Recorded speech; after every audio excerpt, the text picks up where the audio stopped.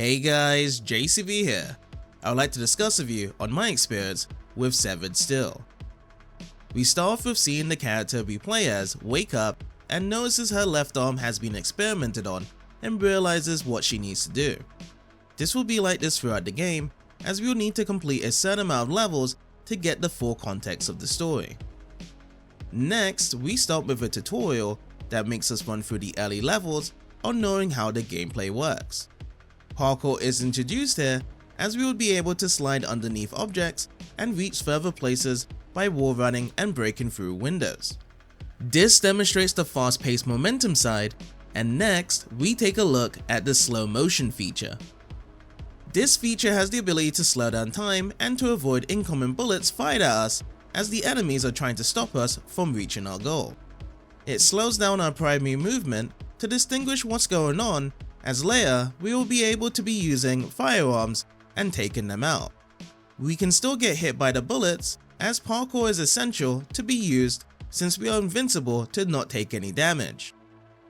Another thing to note is that we can't be in slow motion forever, as there is a meter on how long we can use it, or it can be restored by taking out the enemies.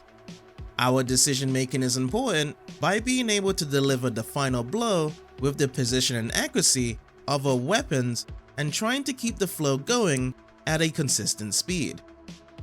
By combining all of these elements together, this is where the main factor comes in to take out a dozen of enemies around us with ease.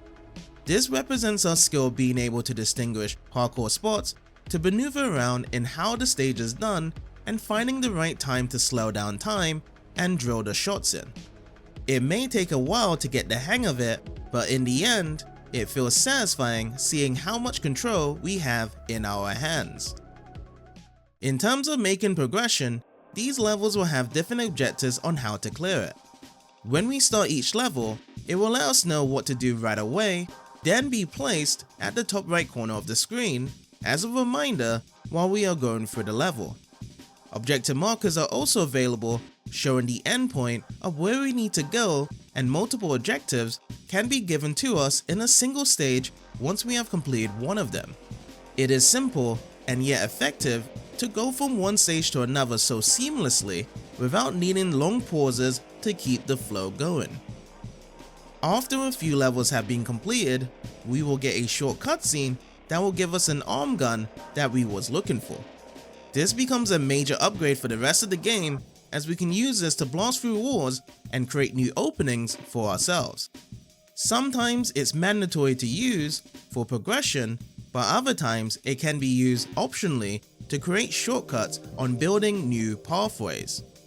I found this feature amazing on doing this rather than following through a standard path to reach our goal. However, there is a limit to how many times we can use this in certain levels, so we need to make the most out of it. There are some differences to the enemies during the levels, as we could be up against some that are well protected with a shield. Frontal positioning would delay the execution, as we would need to reposition ourselves to deliver a faster blow or take a melee approach that may help things out faster. This is also applied when we come across the guy with the flamethrower. It's the idea of the approach I enjoy of trying to find a weak spot instead of shooting on sight with the others. In addition, one fight I didn't enjoy as much would be much later in the story of taking out the CEO in a huge mech. This was the only boss in the game that had a huge health bar wrapped around it, which we would have to evade all of their attacks and apply pressure until it goes down. I was fine with this concept, but the execution wasn't there, where we had to keep on finding ammo nearby the environment and enemies as it slowed down the pace. This took several minutes longer than other levels before due to not finding ammo very quickly, which made the fight drag on further than needed. Luckily, the other levels afterwards made up for it, since we got back to the fast-paced action that we have seen before. Finally, the length of the game can be completed in around 3 hours or less.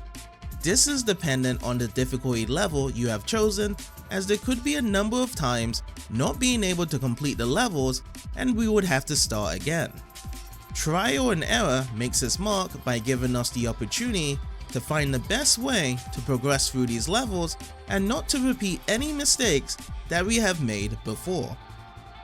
Overall, Severed Still is a great game that promotes a flow between parkour and shooting elements across multiple levels to make this into a solid experience that we will not forget. If any of you guys have any experiences with this game, feel free to share in the comments, and I hope you have a wonderful day.